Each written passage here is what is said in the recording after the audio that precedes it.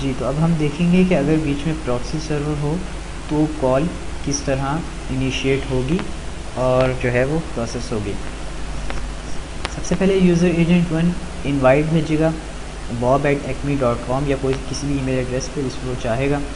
अब वो इनवाइट जाएगी प्रॉक्सी सर्वर के पास। प्रॉक्सी सर्वर जो है वो फिर उसी तरह रिडायरेक्ट सर्वर की तरह लोकेशन सर्विस के पास भेजेगा कि ये लोकेशन कहाँ है और ये मतलब इसका एड्रेस क्या है। तो लोकेशन सर्विस उसको रिप्लाई करेगा कि ये जो भी एड्रेस इनिशिएट यूज़र एजेंट 1 ने भेजा है उसका जो है वो डेस्टिनेशन किस एड्रेस पे मौजूद है। तो अब वो प्रॉक्सी सर्वर उस एड्रेस को एक इनवाइट भेजेगा। जैसे ही वो एक इनवाइट भेजेगा उससे पहले प्रॉक्सी सर्वर यूज़र एजेंट 1 को ट्राइंग का मैसेज भेज चुका होगा। तो यूज़र एजेंट 2 भी प्रॉक्सी सर्वर को एक ट्राइंग का मैसेज भेजेगा। इसी तरह जैसे ही रिंगिंग स्टार्ट होगी तो यूज़र एजेंट 2 जो है वो प्रॉक्सी सर्वर को रिंगिंग का मैसेज सेंड कर देगा। फिर इसी तरह प्रॉक्सी सर्वर 1 जैसे ही एक्सेप्ट करेगा तो वो यूज़र एजेंट 1 को रिंगिंग का मैसेज सेंड कर देगा।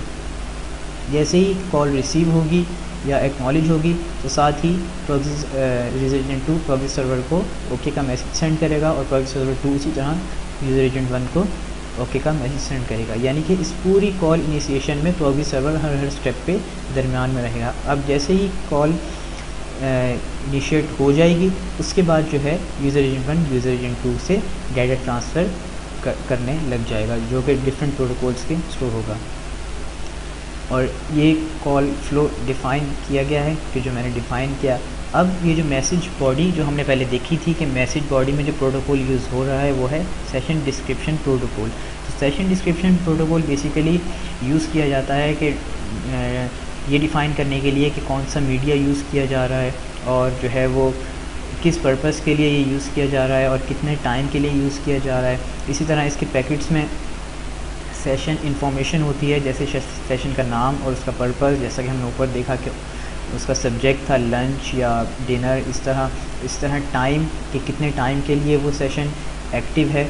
इसी तरह उसकी बैंडविड्थ कितनी बैंडविड्थ वो लेगा। इस तरह contact information for the person responsible for the session, जैसा कि हमने ऊपर सिप मैसेज में देखा था कि उसका एक्चुअल एड्रेस आ रहा था कि जिसने सेशन इनिशिएट किया था।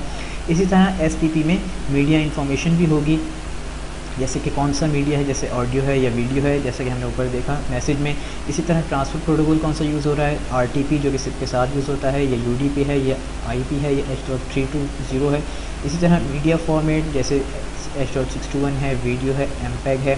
इसी तरह मल्टीकास्ट एड्रेस भी हम यूज़ कर सकते हैं और भी बहुत सारे एड्रेसेस हम इसमें यूज़ कर सकते हैं।